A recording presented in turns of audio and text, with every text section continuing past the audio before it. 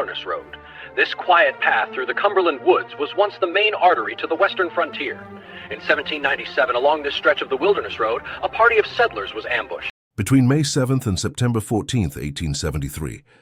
23 settlers disappeared across 300 square miles of western Kansas prairie during escalating conflict over grazing rights that had begun when homesteaders arriving through Homestead Act used federal land grants to claim territory that Harpe clan had controlled since 1858 for cattle operations requiring vast open range that family had established through 15 years of, defending against Indian raids and rustlers and rival cattlemen who'd attempted to seize prime grassland near Smoky Hill River, providing water sources essential for livestock survival during drought years.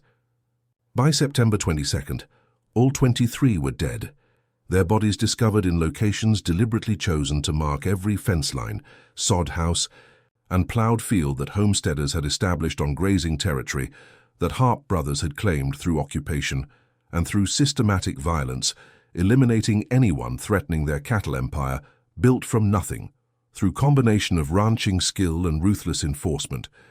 that frontier conditions had made necessary when legal authorities were hundreds of miles distant and when survival required defending resources through methods that civilized society would condemn, but that Western territories rewarded. The Kansas State Militia would classify it as deadliest range war in state history. Unprecedented case where single-family clan had systematically eliminated settlers whose federal land grants had been technically legal, but whose farming operations had destroyed open range that cattlemen needed for operations sustaining regional economy before agricultural settlement, had transformed prairies into cropland unsuitable for grazing herds requiring thousands of acres per animal. But motive wasn't simple criminality or hatred of farmers. It was cattlemen defending economic system that had developed Kansas territory during 1850s and 1860s, proving that conflicts between competing land uses create violence exceeding anything conventional property disputes generate when changes in federal policy eliminate established operations without compensation or recognition that prior occupants had invested years building enterprises that new arrivals' federal grants would destroy. If you're ready to hear how Devil Brothers became most feared cattlemen in Kansas history, systematically murdering 23 homesteaders who stole their livestock territory, hit that subscribe button. But understand this story contains dramatized account of systematic violence against settlers during 1870s, when conflicts between cattlemen and farmers were epidemic throughout Western territories, and when range wars were resolved through elimination rather than legal proceedings that frontier regions lacked capacity to conduct. Edwards County, Kansas occupied 900 square miles of prairie grassland in 1873, populated by fewer than 800 people, mostly cattlemen running herds on open range, that federal government had designated as public domain available for homesteading under 1862 Homestead Act that had been designed to encourage agricultural settlement by granting 160-acre parcels to families willing to improve land through cultivation and permanent residence. May 1873 meant spring roundup season, when cattlemen gathered herds for branding and for drives to railroad shipping points in Dodge City and Abilene, where Texas Longhorns and local stock could be sold to eastern markets paying premium prices for beef that western grasslands produced efficiently, when operations had access to vast territories, that sparse population and limited agricultural development had left available for grazing. The Harpe clan had controlled Edwards County grazing territory since 1858, when brothers Jacob, William, Thomas, Robert, and James Harpe had driven cattle from Missouri to Kansas territory, seeking open range where herds could expand without competing with established ranchers who'd claimed prime locations in older settled regions. The five brothers ranged in age from Jacob, age 48 in 1873, down to youngest James, age 36, all experienced cattlemen who'd learned ranching through working Missouri operations, before recognizing that territorial expansion westward created opportunities for establishing independent enterprises where federal land policies allowed occupants to claim grazing rights through actual use rather than through formal ownership that required capital investments beyond what working cowboys could accumulate. By 1873, Harpe operations ran approximately 15,000 head across 300 square miles of Edwards County Prairie, employed 23 ranch hands managing herds and protecting territory from rustlers and from competing cattlemen who periodically attempted to graze their own stock on range that Harpe Brothers had claimed through 15 years of occupation. The territorial conflict began in spring 1872 when railroad companies completed lines through central Kansas, created access for settlers who'd previously avoided regions lacking transportation infrastructure, connecting isolated homesteads to markets where agricultural products could be sold profitably. The railroad expansion triggered a wave of homesteading applications as families from eastern states and from Europe sought free land that Homestead Act provided, arrived in Edwards County with federal grants authorizing them to claim 160-acre parcels anywhere on public domain not already owned privately, began establishing farms on prairie that cattlemen had been grazing as open range without recognizing that their occupancy carried no legal rights when federal policy prioritized agricultural settlement over livestock operations that used but didn't own vast territories required for profitable cattle raising. First homesteaders arrived in Edwards County in summer 1872, located along Smoky Hill River, where water availability made farming feasible in region, where rainfall averaged only 20 inches annually, and where irrigation from permanent streams was essential for crop cultivation. The settlers built sod houses and plowed fields and fenced boundaries around their 160-acre claims, transformed open grassland into cultivated parcels that prevented cattle from grazing areas that Harpe Brothers had used for watering herds and for winter pasture when other portions of range became unusable during severe weather. The homesteaders' improvements were protected by federal law authorizing settlement and prohibiting interference with legal land claims, meant that Harpe operations lost access to prime locations that had been crucial to managing 15,000 head across territory where marginal grazing conditions required careful resource management to sustain profitable operations. Jacob Harpe recognized immediately that homesteading threatened existence of cattle empire that brothers had built over 15 years, calculated that continued settlement would eventually eliminate open range entirely by subdividing prairie into 160-acre farms unsuitable for livestock operations requiring thousands of acres per animal to maintain adequate nutrition, when grass quality varied seasonally and when drought years reduced forage availability throughout region. Jacob attempted to negotiate with early settlers in fall 1872, offered to purchase their federal land grants at premium prices that would compensate families for improvements they'd made while preserving open range that cattle operations needed, explained that farming in region with limited rainfall would likely fail regardless of settlers' efforts, and that accepting buyout would prevent economic losses when crops inevitably failed during drought cycles that Kansas prairies experienced regularly. But settlers refused Jacob's offers, believed federal grants entitled them to establish farms regardless of cattlemen's preferences, understood that Homestead Act had been designed specifically to transform Western territories from grazing lands into agricultural regions supporting larger populations than sparse cattle ranching could sustain, rejected notion that prior occupants who'd never purchased land possessed rights superior to legal homestead, claims that federal government had authorized through legislation intended to encourage settlement. The refusal meant that conflict between cattlemen and farmers would escalate from negotiation to confrontation, that competing land uses couldn't coexist when farming operations required fencing that prevented cattle access to water, and when grazing required open range that cultivation destroyed through plowing native grasses that livestock depended on for forage. The systematic elimination campaign began with destruction rather than killing. Harpe Brothers and their ranch hands burned sod houses, destroyed plowed fields, cut fences that settlers had erected around claims. Systematic vandalism designed to make homesteading so difficult that families would abandon federal grants and would relocate to regions where cattlemen didn't control territory through occupation and through willingness to use violence defending range. The destruction occurred throughout winter 1872-1873. Dozens of incidents where homesteaders' improvements were demolished overnight, families discovering at dawn that months of labor had been destroyed by raiders who disappeared into prairie before victims could organize pursuit or defense. Local law enforcement was minimal. Edwards County had no sheriff. Nearest federal marshal was stationed 200 miles away in Topeka.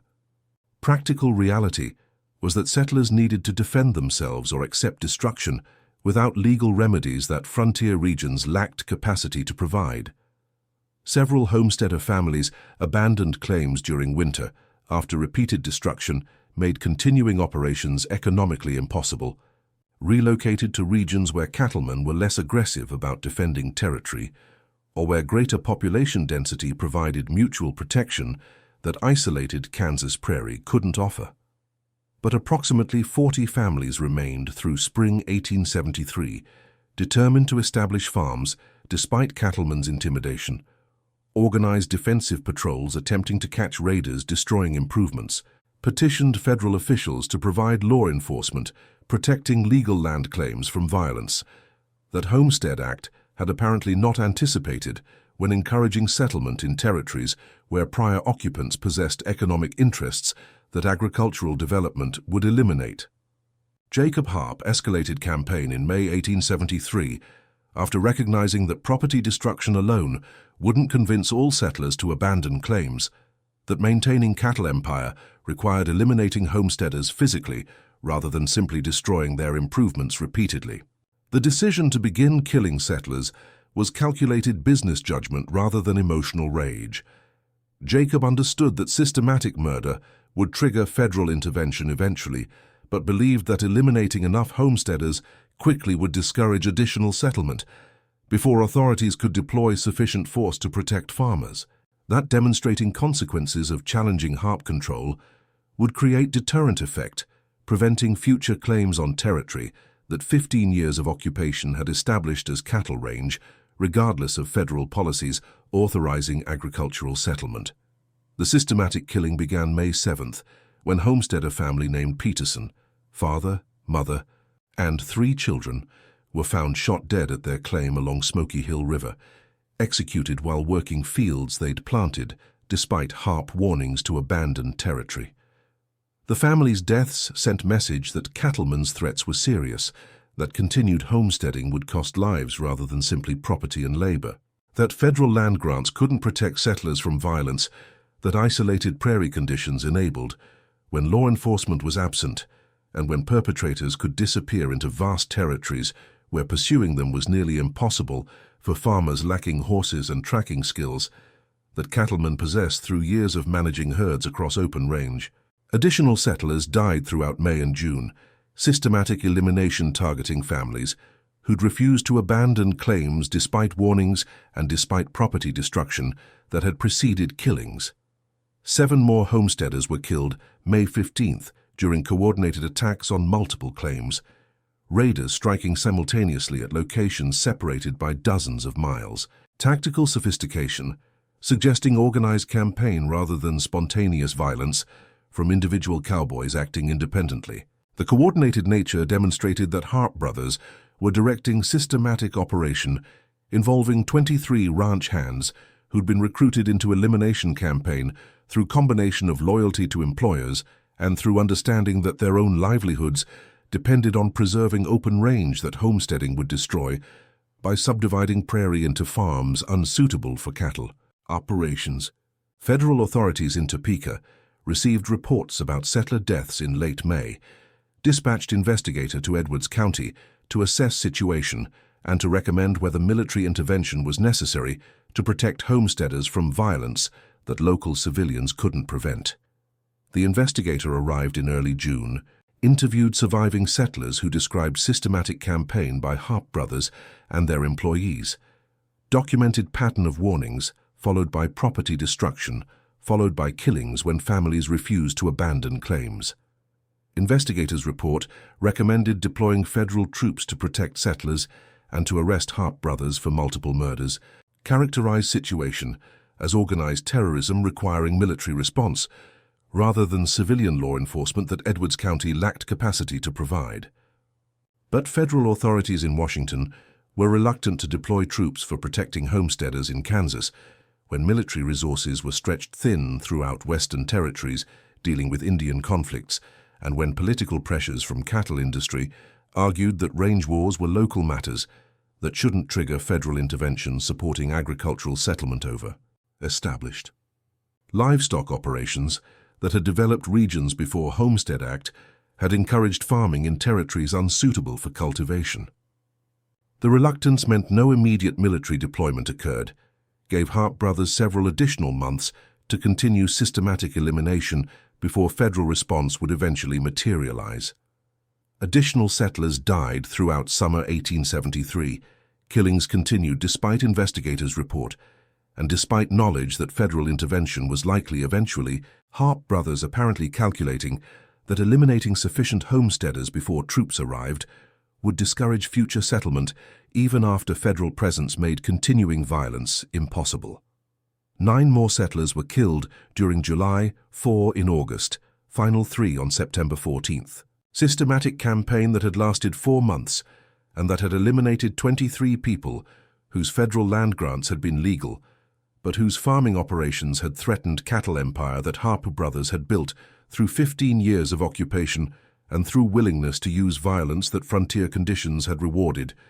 even while civilized society condemned such methods as criminal. Terrorism. Kansas State Militia deployed to Edwards County on September 18th. 200 soldiers establishing camp near Smoky Hill River with orders to protect remaining homesteaders and to arrest Harpe Brothers and their employees for multiple murders.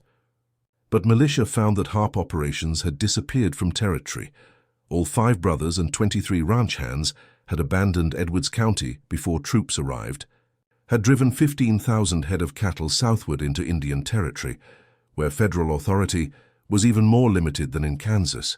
and where cattlemen could continue operations without facing prosecution for murders that militia had been sent to investigate. The flight represented strategic retreat rather than defeat. Harpe Brothers had accomplished objective of eliminating enough settlers to discourage continued homesteading in Edwards County, had preserved cattle operations by relocating to new territory where federal land policies hadn't yet encouraged agricultural settlement that would compete with grazing. Investigation into 23 murders continued through fall 1873. Surviving homesteaders identified Harpe Brothers and specific ranch hands as perpetrators, provided testimony that would have supported prosecution if suspects could be located and arrested. But suspects had disappeared into Indian Territory, where federal marshals lacked jurisdiction to pursue them, and where tribal authorities had no interest in cooperating with investigations of crimes committed in Kansas against settlers whose presence on western prairies was viewed by native populations as encroachment on territories that had been promised to tribes through treaties that federal government had subsequently violated by encouraging homesteading through grants that transformed tribal lands into agricultural regions. Federal authorities eventually abandoned investigation in 1874, acknowledged that prosecuting Harpe Brothers was impossible when they'd fled jurisdiction and when political complications of pursuing cattlemen into Indian Territory exceeded benefits of delivering justice for 23 murdered settlers. The abandonment meant Harpe Brothers would never face criminal charges despite being known perpetrators of deadliest range war in Kansas history. That systematic elimination campaign had succeeded in protecting cattle operations by relocating to new territory while discouraging additional settlement in Edwards County, where homesteaders understood that federal land grants couldn't protect them from violence that isolated conditions enabled. The Harpe Brothers continued cattle operations in Indian Territory through 1880s, eventually relocated to Texas Panhandle after federal policies opened additional territories to grazing, built new empire in regions where agricultural settlement hadn't yet threatened open range that livestock operations required. Jacob Harpe died in 1892 at age 67, had never been prosecuted for organizing systematic elimination of 23 homesteaders, had successfully defended cattle operations through violence that frontier justice had failed to punish, when perpetrators could simply relocate to new territories where their crimes weren't known and where starting fresh was accepted practice in Western regions that valued economic success regardless of violent methods that had enabled it. The legacy persists in debates about competing land uses and federal policies, about whether systematic elimination of 23 settlers could be justified when defending cattle operations that homesteading would destroy, about what happens when government changes land policies, without compensating prior occupants, whose investments would be eliminated by new arrivals' legal claims. The Devil Brothers case demonstrated that conflicts between economic systems create violence when federal policies favor one use over another, without recognizing that transformation destroys established operations built through years of investment and risk in regions where prior occupants had no legal ownership, but had developed territories that newcomers' grants would eliminate. The Harpe Brothers' flight to Indian Territory in September 1873 was a logistical masterpiece, requiring coordination of moving 15,000 head of cattle across 200 miles of open prairie while evading Kansas state militia that had deployed specifically to arrest them for 23 murders committed during a 4-month systematic elimination campaign. The brothers divided herd into 5 groups, each led by one brother with ranch hands, managing movement southward toward territories where federal jurisdiction was limited and where tribal authorities had neither interest nor capability for cooperating with Kansas investigations pursuing cattlemen whose crimes had occurred outside native lands. The drive lasted 3 weeks, arrived in Cherokee Outlet during early October, established temporary camps, while brothers negotiated with tribal leaders for grazing rights that would allow operations to continue in new location. Cherokee Nation had leased portions of Outlet to cattlemen since 1866, arrangement generating revenue for tribe, while allowing livestock operations to use grasslands that native populations didn't utilize for agriculture or hunting. Created system where both parties benefited from what federal government considered waste of valuable territory that should be opened for homesteading rather than maintained as grazing range serving limited population. Harpe Brothers negotiated lease for 300,000 acres in Cherokee Outlet, annual payment of 15 cents per acre, generating $45,000 for tribe, while providing brothers with territory comparable to what they'd controlled in Edwards County, but with legal authorization through tribal agreement rather than simple occupation that homesteading had challenged in Kansas. The Indian Territory operations from 1873 through 1883 were extraordinarily profitable. Harpe Brothers rebuilt cattle empire while remaining beyond reach of Kansas authorities, who'd abandoned investigation after recognizing that pursuing suspects into tribal lands would create political complications, exceeding benefits of prosecuting range war murders. The brothers expanded herd to 25,000 head by 1880, employed 40 ranch hands, managing operations across Cherokee Outlet, where grazing conditions were superior to Kansas prairies and where absence of homesteading pressure allowed long-term planning that Edwards County's agricultural settlement had made impossible. The success demonstrated that systematic elimination campaign had achieved its objective. Brothers had preserved cattle operations by eliminating enough settlers to discourage continued homesteading while relocating before federal intervention could result in arrests that would have ended their business careers and personal freedom. But Indian Territory operations faced own challenges. When federal policies began pressuring tribes to open lands for settlement, Dawes Act of 1887, authorizing allotment of tribal territories to individual native families, while declaring remaining lands surplus available for homesteading by non-Indian settlers. Cherokee Nation resisted allotment initially, but political and economic pressures made clear that maintaining exclusive control over Outlet would become increasingly difficult as federal government prioritized agricultural settlement throughout Western territories, regardless of existing arrangements that had allowed cattle operations or tribal sovereignty to utilize lands that homesteading advocates viewed as underdeveloped resources, requiring transformation into farms supporting larger populations. Harpe Brothers recognized pattern repeating. Federal policy would again favor agricultural settlement over grazing operations, that maintaining cattle empire would require another relocation before homesteading eliminated open range in Indian Territory, just as it had destroyed Edwards County operations. Jacob initiated planning in 1883 for transition to Texas Panhandle, region where vast territories remained unclaimed and where state land policies were more favorable to large-scale ranching than federal homesteading programs that had transformed Kansas and that threatened to eliminate Cherokee Outlet grazing through settlement pressure that political forces made inevitable, regardless of tribal resistance or cattlemen's economic interests. The transition to Texas occurred between 1884 and 1886,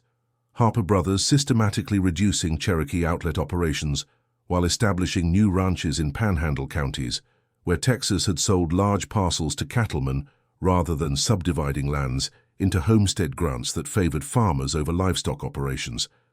The brothers purchased 800,000 acres in Deaf Smith and Randall counties for $3 per acre, investment totaling $4 million that represented accumulated profits from 15 years of Kansas operations and 10 years in Indian Territory, established what would become one of the largest ranches in Texas, employing over 100 workers, managing herds exceeding 40,000 head by 1890. Jacob Harpe died March 17, 1892, at age 67. Massive stroke taking him while inspecting new ranch buildings on Texas property, surrounded by 4 surviving brothers who'd partnered with him for 34 years, building cattle empire through combination of ranching expertise and systematic violence that had eliminated threats when negotiations failed and when legal remedies either didn't exist or favored competing interests over prior occupants' investments. His funeral drew over 800 mourners from throughout Texas Panhandle, testament to status he'd achieved as successful rancher whose operations generated employment and economic activity, sustaining regional development. Carefully worded tributes that celebrated entrepreneurial achievement, without mentioning 23 murdered Kansas homesteaders or strategic retreat that had enabled brothers to escape prosecution for range war that had defended cattle operations through systematic elimination. Jacob was buried in family cemetery on Texas Ranch. Simple gravestone listing name and dates without reference to Devil Brothers' nickname that Kansas newspapers had used when reporting systematic elimination campaign or to Edwards County murders that had never resulted in criminal charges despite brothers being identified perpetrators. But cattle industry insiders understood Jacob's history, knew that his success had been built partly through violence that frontier conditions had enabled, when legal systems couldn't resolve conflicts between competing land uses, that his wealth represented not just ranching skill, but willingness to eliminate obstacles through methods that would be condemned as criminal terrorism in settled regions, but that Western territories had tolerated when perpetrators could relocate before authorities deployed sufficient force to enforce prosecution. William, Thomas, Robert, and James Harpe continued operating Texas Ranch through 1900s and 1910s, expanded holdings to over 1 million acres by 1905, became among largest ranching operations in United States, employing 300 workers, managing herds exceeding 100,000 head during peak years when cattle prices remained high and when Texas land policies continued favoring large operations over small homesteads. The brothers' success was celebrated in regional histories as example of entrepreneurial achievement, building Western economy through risk-taking and business acumen, sanitized narratives that omitted systematic violence in Kansas, that had enabled their initial capital accumulation, and that had demonstrated willingness to eliminate competitors or obstacles through murder when peaceful alternatives failed or when federal policies threatened established operations. The last surviving brother, James Harpe, died in 1928 at age 91, having outlived all siblings and having witnessed transformation of cattle industry from open-range operations requiring violence to defend territories to modern ranching on legally owned land where fences and property rights made systematic elimination unnecessary for protecting operations. James's obituary in regional newspapers celebrated him as pioneer cattleman whose 70 years in livestock business had spanned entire development of Western ranching from lawless frontier enterprise to civilized industry operating within legal frameworks that frontier conditions had lacked. The obituary mentioned he'd arrived in Kansas Territory in 1858, without noting that departure from Kansas in 1873 had been flight from prosecution for 23 murders, or that success in Texas had been built on capital accumulated through operations that systematic violence had defended. The Harpe Ranch remained in family ownership through 20th century, descendants managing operations that had been established through combination of legitimate ranching and through violence that founders' generation had used when defending against homesteading, that federal policies had encouraged despite cattlemen's prior investments in developing territories. By 1950, ranch employed over 500 workers, controlled 1.2 million acres across 3 Texas counties, generated annual revenues exceeding $10 million, making it among most valuable privately held agricultural enterprises in the United States. The economic success enabled descendants to distance themselves from violent origins, to present family history as entrepreneurial achievement story, rather than acknowledging that initial capital had been accumulated through operations defended by killing 23 settlers who'd held legal federal grants, but whose farming had threatened grazing empire that brothers had built through 15 years of occupation. The 21st century brought uncomfortable reckoning when historian Patricia Morrison published comprehensive examination of Edwards County Range War, book titled Devil Brothers, The Kansas Range War of 1873 and America's Forgotten Massacre, documenting systematic elimination campaign through contemporary newspaper accounts, homesteader diaries, and federal investigation records that had been preserved in national archives. Morrison's research revealed details about 23 victims that sanitized family histories had omitted. Peterson family that included 3 children, ages 4, 7, and 9, who'd been shot alongside parents. Widow named Sarah Mitchell who'd been killed while pregnant with child that would never be born. Elderly couple in their 70s who'd homesteaded believing federal grants would provide security for final years before deaths that Harpe violence had delivered instead. Morrison's most significant finding came from federal investigators' 1873 report that had recommended military deployment, but that Washington had ignored due to political pressures from cattle industry. Report documented that several murdered homesteaders had attempted to negotiate with Harpe Brothers, had offered to relocate their claims to areas away from prime grazing territories along Smoky Hill River, had sought compromises that would allow both farming and ranching to coexist through careful land use planning, that would preserve cattlemen's water access while enabling agricultural settlement on marginal lands unsuitable for cultivation. Harpe Brothers had rejected all compromise proposals, had insisted on complete abandonment of homesteading throughout entire 300 square miles they'd claimed as grazing territory, had eliminated settlers who wouldn't accept that prior occupation trumped federal land grants, regardless of legal authorities supporting homesteaders' rights. The revelation that victims had sought peaceful resolution contradicted sanitized family narrative, presenting systematic elimination as defensive necessity, when actually several murdered settlers had attempted compromises that would have addressed cattlemen's legitimate concerns about water access and winter grazing, while allowing farming on portions of territory where cultivation wouldn't interfere with livestock operations. Morrison argued that Harpe Brothers' refusal to negotiate demonstrated that violence had been motivated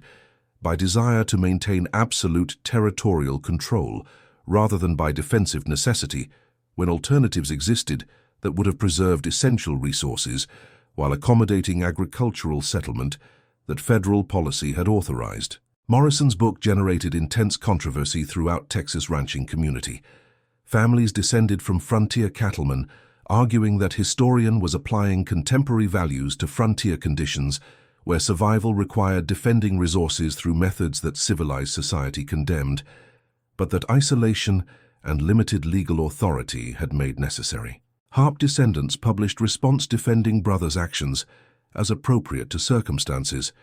arguing that homesteading represented existential threat to cattle operations that 15 years of investment had built, that federal policies changing land use rules without compensating prior occupants created impossible situation where defending livelihood required eliminating newcomers whose legal claims would destroy established enterprises. But Morrison's documentation of victims' identities and of their attempts to negotiate compromise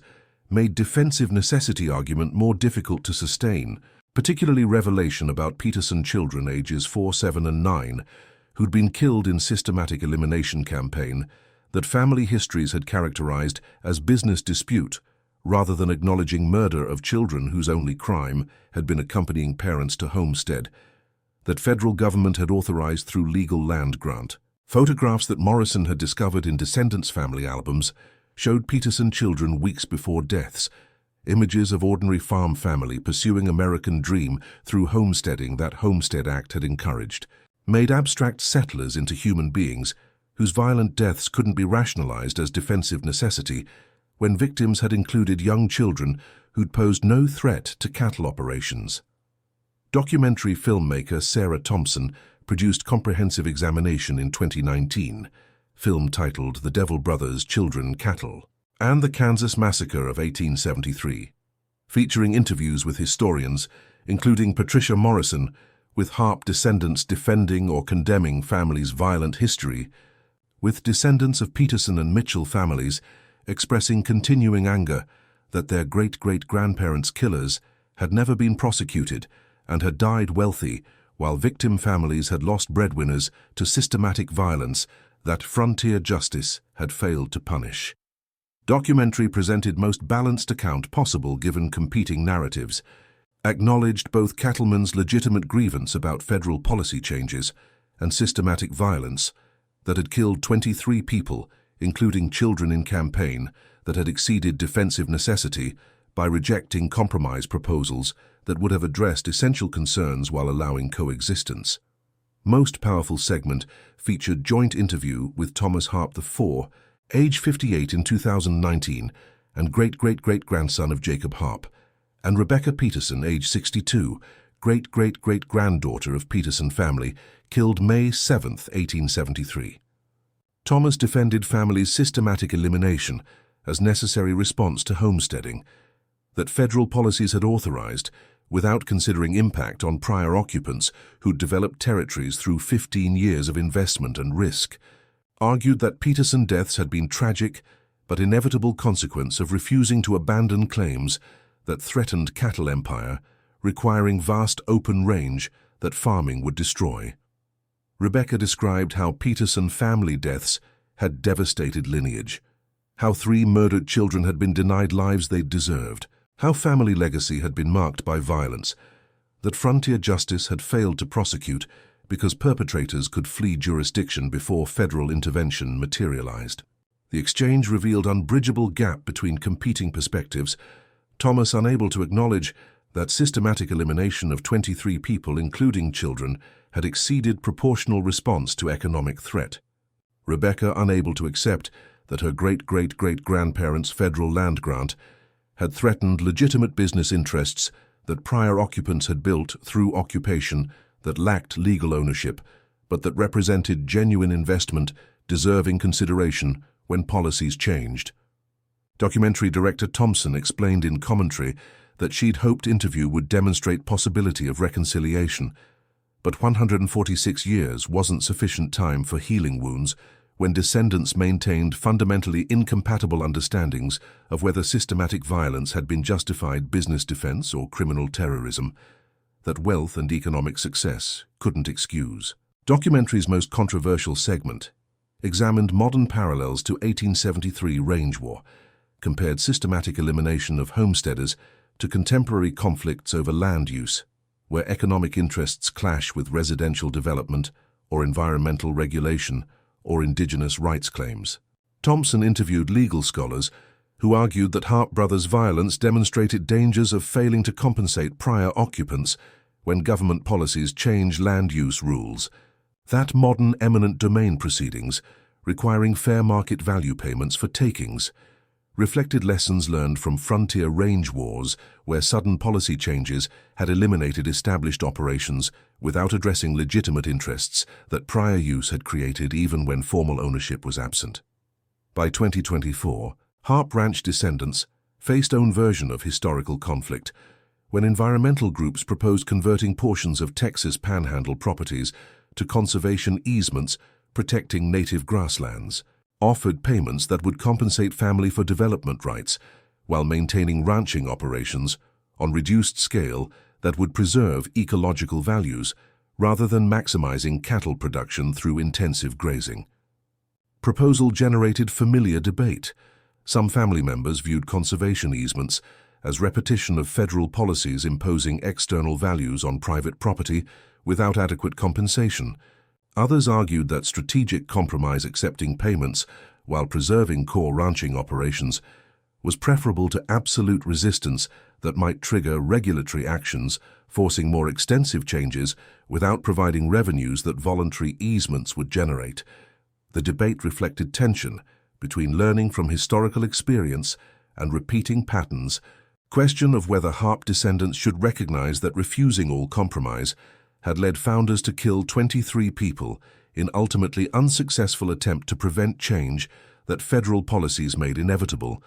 or whether defending property rights required maintaining absolute control regardless of external pressures for land use modifications. Some family members argued that conservation proposals differed fundamentally from 1873 homesteading, because easements would preserve ranching while protecting environmental values rather than eliminating cattle operations entirely. That strategic acceptance represented evolution beyond all-or-nothing mentality that had resulted in systematic violence. Others maintained that any limitation on property use violated principles that founders had defended through eliminating homesteaders, that accepting easements meant surrendering to external control over decisions that private owners should determine independently. Historical marker at Harpe Ranch entrance captured complexity. Jacob, William, Thomas, Robert, and James Harpe systematically killed 23 Kansas homesteaders in 1873, defending cattle operations from agricultural settlement that Homestead Act had authorized through federal land grants. Victims included Peterson family with 3 children, ages 4, 7, and 9, pregnant widow Sarah Mitchell, an elderly couple who'd believed federal grants would provide security. Several victims had proposed compromises preserving cattlemen's water access while allowing farming on marginal lands, proposals that brothers rejected, demanding complete abandonment of homesteading throughout 300 square miles they'd claimed through occupation. Brothers fled to Indian Territory before prosecution, rebuilt operations in Texas Panhandle, where descendants maintain ranch employing 500 workers on 1-2 million acres. This property reminds us that conflicts between economic systems create violence when government policies favor one use without compensating prior occupants.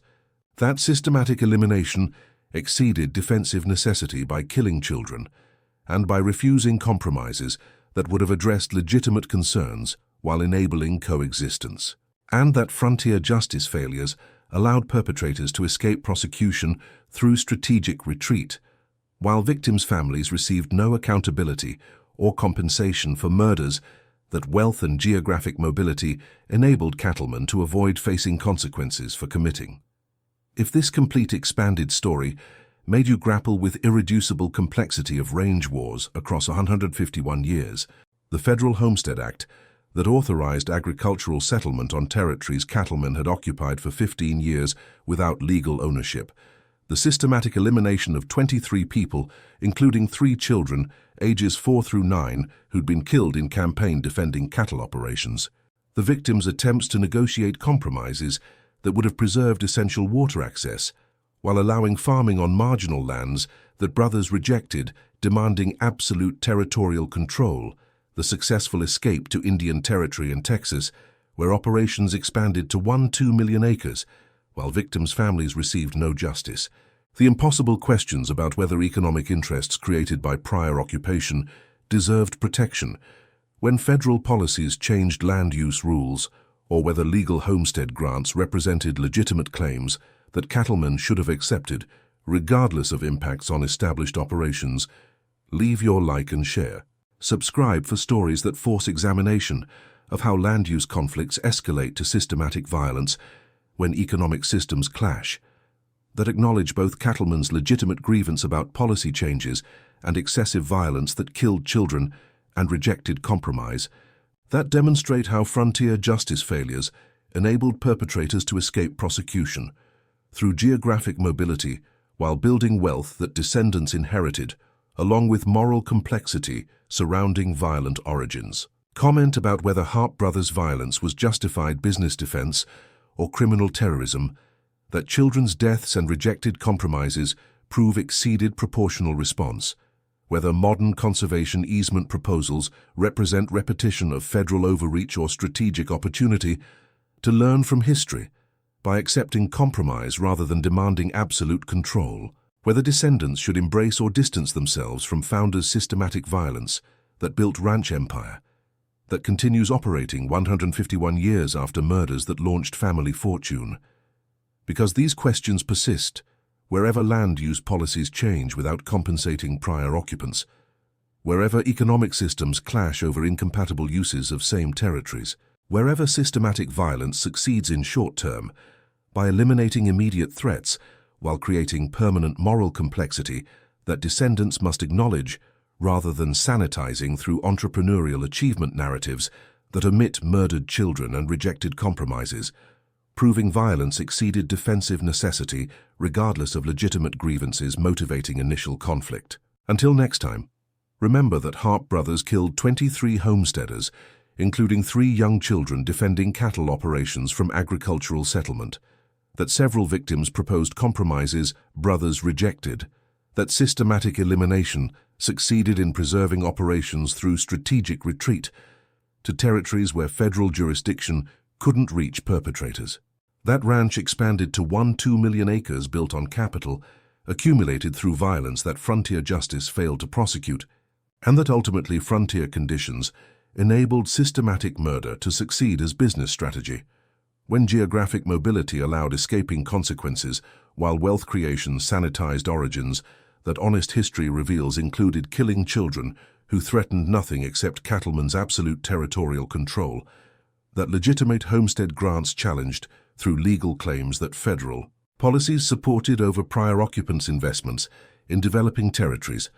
without formal ownership. The most devastating chapter in Harpe family history began in May 2021, when renovation workers at original Texas ranch house discovered hidden compartment beneath floorboards containing leather-bound journal that Jacob Harpe had kept during 1873 Kansas campaign and subsequent years in Indian Territory and Texas, detailed daily entries documenting systematic elimination of 23 homesteaders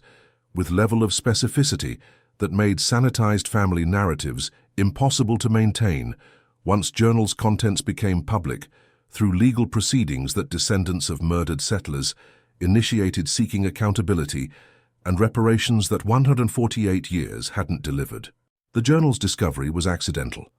Construction crew replacing deteriorated wooden flooring in ranch house's library found sealed metal box containing journal, several letters, and photograph of Jacob standing with 4 brothers beside pile of what appeared to be personal belongings stripped from homesteaders' bodies. Grim trophy image that founders had preserved despite knowing that evidence could incriminate them if discovered during lifetimes when prosecution remained theoretical possibility. Construction foreman Robert Martinez initially contacted ranch management about discovered materials, believed family would want to preserve historical artifacts even if contents might be sensitive, given knowledge about 1873 range war that local historians had documented through Patricia Morrison's research. But Martinez's teenage daughter, who'd been visiting worksite, photographed several journal pages using smartphone before materials were secured by ranch security, posted images to social media with commentary about discovering evidence of mass murder that my dad's employer's ancestors committed,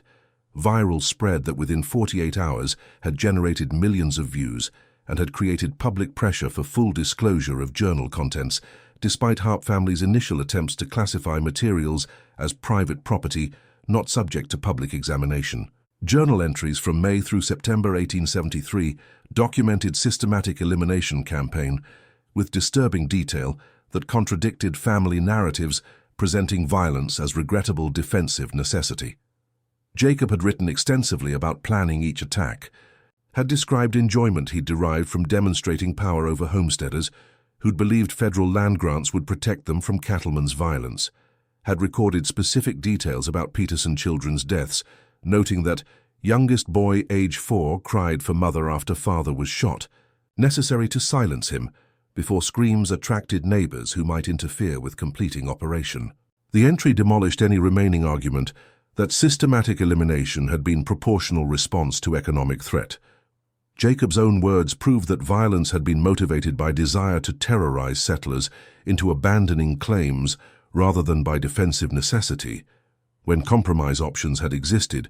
but had been rejected because brothers preferred absolute territorial control. Additional entries documented that Jacob had personally rejected multiple compromise proposals from homesteaders, offering to relocate claims away from prime grazing areas, had characterized offers as weakness demonstrating settlers' recognition that they don't belong on territories we've claimed through occupation, had instructed brothers to eliminate anyone making proposals as examples that negotiation wouldn't be tolerated when brothers' objective was complete removal of agricultural settlement throughout entire 300 square miles they'd controlled. The rejection of compromises had been calculated strategy rather than oversight. Jacob had understood that accepting any settlement presence would establish precedent, encouraging additional homesteading when objective was creating terror sufficient to discourage all future claims, regardless of federal policies authorizing agricultural development. Most disturbing entries describe Jacob's philosophical justifications for killing children, had written that eliminating entire families prevents survivors from seeking revenge when orphaned children grow to adulthood, remembering parents' deaths, also demonstrates to other settlers that bringing families to territories we control will result in watching loved ones die, which creates psychological impact exceeding simple property destruction. The calculation revealed sociopathic reasoning that family descendants had never acknowledged when presenting founders as businessmen defending legitimate economic interests. Jacob's own journal proved that systematic elimination had included murdering children as psychological warfare tactic, designed to maximize terror rather than as tragic collateral damage during defensive operations. Journal also documented coordination between Harpe Brothers and Kansas cattle industry lobbyists who'd pressured Washington to delay military intervention, had paid bribes to congressional representatives, ensuring that federal investigators' 1873 report recommending immediate troop deployment would be ignored for months, allowing systematic elimination campaign to continue until brothers could complete operations and flee jurisdiction before soldiers arrived. Jacob had recorded specific amounts paid to various politicians, total exceeding $50,000 in 1873 currency, equivalent to over $1 million in contemporary value, bribes that had purchased time necessary for killing final homesteaders and for organizing strategic retreat to Indian Territory that had enabled escape from prosecution. Rebecca Peterson filed civil lawsuit in Texas District Court June 2021, seeking damages from Harpe Ranch and descendants for wrongful deaths of great-great-great-grandparents and 3 great-great-great-uncles' aunts who'd been murdered May 7, 1873, lawsuit arguing that journal discovery provided evidence that had been unavailable to frontier authorities, and that modern legal standards allowed pursuing compensation for systematic murder even when crimes had occurred 148 years previously. The lawsuit sought $500 million in damages, calculated through assessing what Peterson family's economic development would have generated over 5 generations if children hadn't been murdered, preventing them from establishing farms and families that would have created lineage prosperity, comparable to what Harpe descendants had accumulated through ranch operations that systematic. Violence had defended. Harpe family's legal response argued that statute of limitations had expired, that civil liability couldn't extend across 5 generations when defendants had no personal involvement in crimes committed by ancestors who died decades before current ranch owners were born. That precedent allowing such lawsuits would create impossible legal environment, where every contemporary enterprise could face claims for historical injustices that no living person had participated in committing. The response was legally sophisticated, but morally tone-deaf given journal's revelation that founders had murdered children deliberately as psychological warfare, that Jacob had explicitly rejected compromise proposals, proving violence had exceeded defensive necessity. Trial court ruled in September 2022 that lawsuit could proceed despite statute of limitations arguments. Judge finding that discovery of journal constituted new evidence that reset limitations period for purposes of civil liability, that unjust enrichment principles allowed pursuing damages against current ranch owners who'd inherited wealth, built partly through systematic murder, that frontier justice had failed to prosecute. The ruling was unprecedented application of civil law to historical crimes, established principle that descendants who'd benefited from violence could face financial accountability, even when criminal prosecution was impossible due to perpetrators' deaths and frontier justice systems' failures. The ruling triggered crisis within Harpe family about how to respond to lawsuit that threatened to cost hundreds of millions of dollars, and that would require acknowledging publicly that ranch wealth had been built partly through murdering children rather than solely through legitimate ranching expertise. Family Council meeting in October 2022 revealed deep divisions. Older generation argued for aggressive legal defense, maintaining that ancestors' actions couldn't create liability for descendants who'd operated ranch legally for generations. Younger members advocated settling lawsuit and establishing reparations fund that would acknowledge victims while preserving ranch operations through negotiated payment plan rather than risking trial verdict that might bankrupt enterprise entirely. Most dramatic moment occurred when Michael Harpe, age 32 and great-great-great-great-grandson of Jacob, announced he was renouncing inheritance and supporting Peterson lawsuit. Published open letter explaining that wealth built through murdering 4-year-old children is blood money that I cannot accept regardless of how many generations have passed since crimes were committed. That continuing to operate ranch without acknowledging victims and providing compensation makes all descendants complicit in original violence.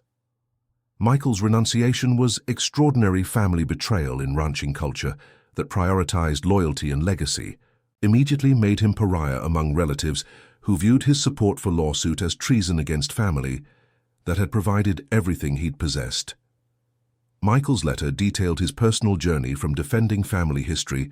to recognizing moral bankruptcy of narratives that rationalize systematic murder, described reading journal entries about deliberately killing children, and understanding that no economic interest justifies shooting 4-year-old boy because his crying after watching father die might attract attention, that anyone defending such actions is defending child murder regardless of how much time has passed. He proposed that Harpe Ranch should establish $500 million victim compensation fund, should donate portion of property for memorial acknowledging 23 murdered settlers, should rename ranch operations to remove Harpe family name as recognition that founders' crimes disqualified them from being honored through enterprise that their violence had enabled. Family response was swift and brutal. Michael was disinherited completely, removed from all ranch management positions, banned from family properties, publicly condemned as traitor who'd violated sacred obligations to ancestors, who'd built empire through methods that frontier conditions had required regardless of whether contemporary morality condemned those actions. But Michael's renunciation also inspired other younger family members to question inherited narratives, created faction within clan that believed acknowledging victims and providing compensation was both morally necessary and strategically wise for preserving ranch operations through generation, that increasingly viewed historical injustices as deserving accountability regardless of time elapsed. Trial began March 2023 with massive media coverage. Peterson family attorneys presenting journal entries as evidence proving systematic murder had been calculated terrorism rather than defensive necessity, demonstrating through Jacob's own words that children had been killed deliberately as psychological warfare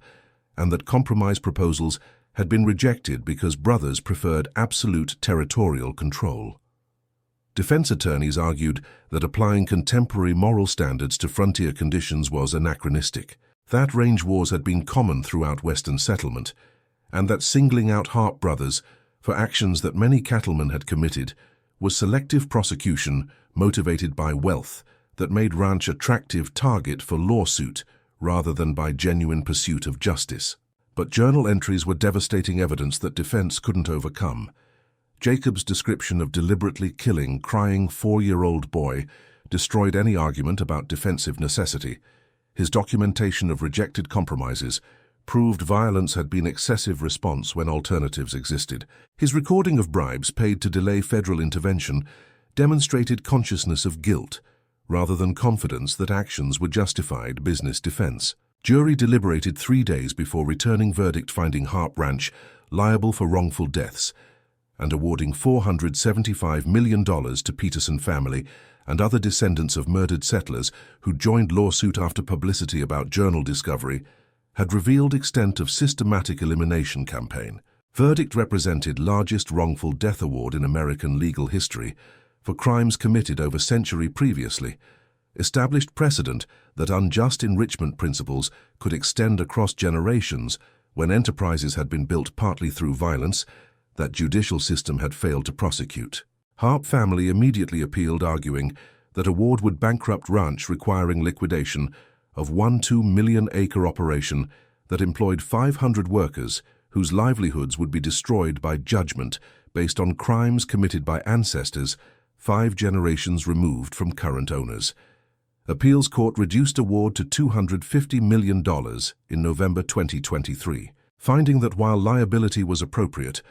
original award had exceeded reasonable calculation of economic damages when speculative assumptions about what Peterson descendants' development would have generated couldn't be proven with sufficient certainty. Settlement negotiations began December 2023,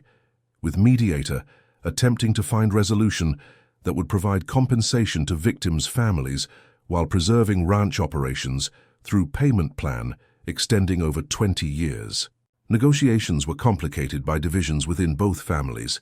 Some Harpe descendants supported generous settlement acknowledging victims, while others maintained absolute resistance to any payment characterizing lawsuit as extortion. Some Peterson descendants demanded maximum compensation regardless of impacts on ranch,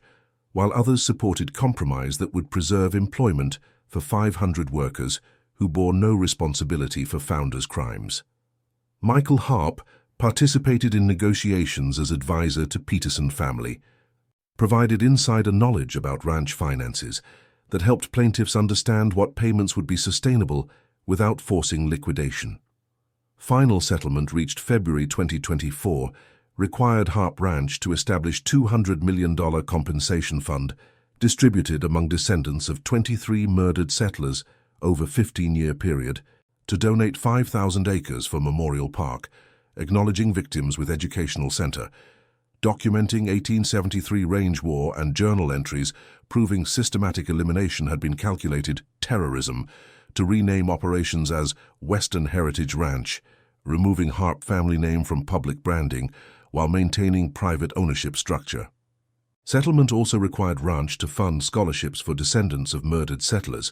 to employ historical consultants, ensuring that public narratives about ranch history would acknowledge violence rather than sanitizing founders' actions through entrepreneurial achievement stories. Memorial dedication occurred September 7, 2024, exactly 151 years after final 3 homesteaders had been killed, completing systematic elimination campaign, ceremony attended by over 3,000 people, including descendants of victims and perpetrators, first time both groups had gathered for event acknowledging shared history of violence and its multi-generational consequences. Rebecca Peterson delivered primary remarks describing how great-great-great-grandparents and 3 young relatives had been murdered pursuing American dream that Homestead Act had encouraged, how family had lived with knowledge that killers had escaped justice and had died wealthy, while victims' descendants had received neither accountability nor compensation for 148 years, until journal discovery had finally provided evidence enabling legal remedy. Michael Harpe spoke acknowledging that renouncing blood money inheritance had been privilege made possible by education and career options that ranch wealth had provided, that recognizing he couldn't ethically benefit from systematic murder didn't deserve praise when simple minimum standard was refusing to profit from killing children. He challenged other family members to contribute portions of inherited wealth to compensation fund, even if legally required payments were smaller than moral obligation warranted,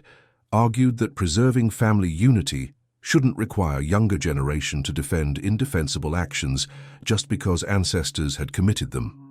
Memorial itself was comprehensive acknowledgement of systematic violence, 23 granite markers listing victims' names and ages, with brief descriptions of their lives and deaths based on homesteader diaries and federal investigation records. Central monument featuring enlarged photographs of Peterson children, ages 4, 7, and 9, alongside excerpts from Jacob's journal describing their deliberate murders as psychological warfare tactic. The monument was designed to make visitors confront reality of frontier violence rather than romanticizing range wars through sanitized narratives presenting conflicts as legitimate business disputes. Images of murdered children combined with perpetrators' own words proved that systematic elimination had been calculated,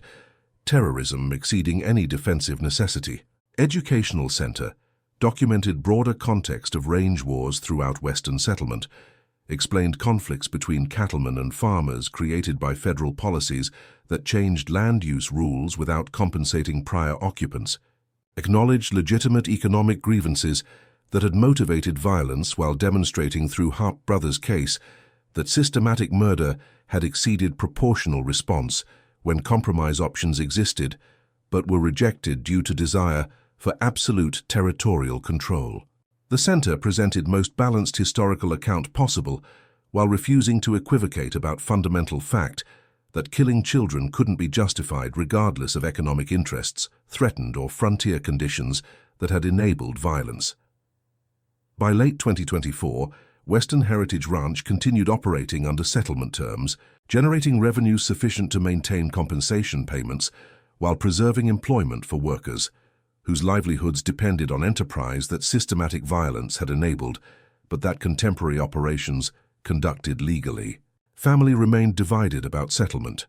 Older generation resented payments and name change, viewing them as capitulation to political correctness that dishonored ancestors. Younger members, including Michael, believed acknowledgement was minimum response to crimes that Journal had proven exceeded any defensive justification. The division reflected broader American debate about how historical injustices should be addressed when living descendants had no personal involvement but had inherited wealth created partly through violence that legal systems had failed to prosecute. Rebecca Peterson used portion of settlement funds to establish foundations supporting descendants of victims of frontier violence, recognition that her family's compensation had been made possible by Journal discovery, that most historical crimes would never benefit from, that thousands of other families had lost ancestors to systematic violence that perpetrators had escaped prosecution for through frontier justice failures. Foundation provided genealogical research assistance, helping descendants document connections to historical crimes, funded legal advocacy for cases where evidence existed that might support civil liability claims similar to lawsuit that had generated her family's compensation. The Harpe case became subject of intense academic study, examining whether unjust enrichment principles should extend to inherited wealth from historical violence, whether modern descendants bore obligations to compensate victims' families for crimes committed by ancestors, whether preserving enterprises built through systematic murder required different approach than simply acknowledging violence had occurred. Legal scholars divided between those arguing that statute of limitations existed for practical reasons and shouldn't be circumvented through novel applications of unjust enrichment versus those maintaining that benefiting from violence created moral obligations transcending temporal limits that legal technicalities imposed. Historical marker at memorial captured irreducible complexity. Jacob, William Thomas Robert and James Harpe, systematically murdered 23 Kansas homesteaders, including 3 children, ages 4, 7, and 9, during May through September 1873, defending cattle operations from agricultural settlement. Jacob's discovered journal proved systematic elimination was calculated terrorism rather than defensive necessity. He described deliberately killing crying 4-year-old boy to prevent screams attracting attention, rejected multiple compromise proposals from victims offering to relocate away from prime grazing while preserving cattlemen's water access, paid bribes delaying federal intervention, allowing campaign to continue. Brothers fled to Indian Territory before prosecution, expanded operations to 2 million-acre Texas ranch that 5 generations of descendants operated before 2021. Journal discovery enabled civil lawsuit resulting in $250 million settlement, compensating victims' families. This memorial reminds us that frontier violence enabled systematic murder when geographic mobility allowed escaping prosecution, that unjust enrichment principles can extend to inherited wealth when enterprises were built partly through crimes that legal systems failed to prosecute. And that honest acknowledgement of violence requires confronting deliberate murder of children,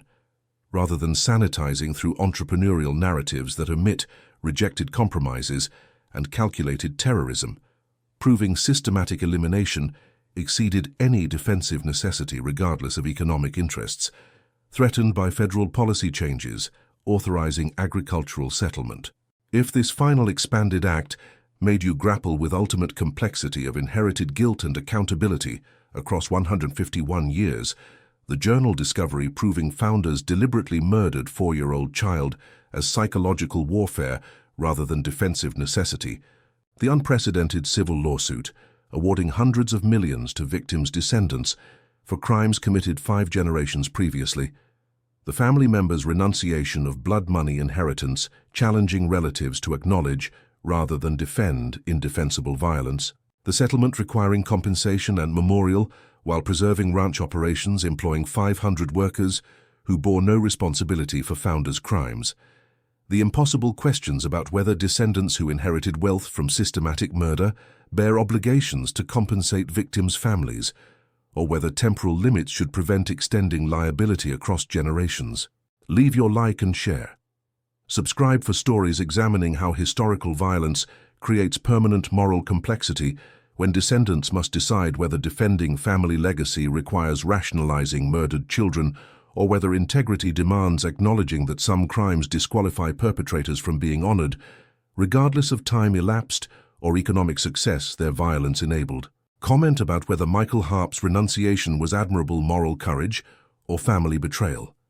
Dishonoring ancestors, whether civil lawsuit appropriately held descendants accountable for unjust enrichment,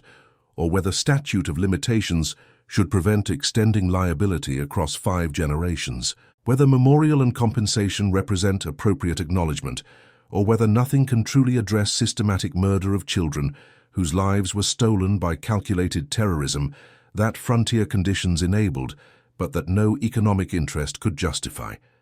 Because these questions persist wherever inherited wealth traces to historical violence, wherever legal systems fail to prosecute crimes that descendants now benefit from,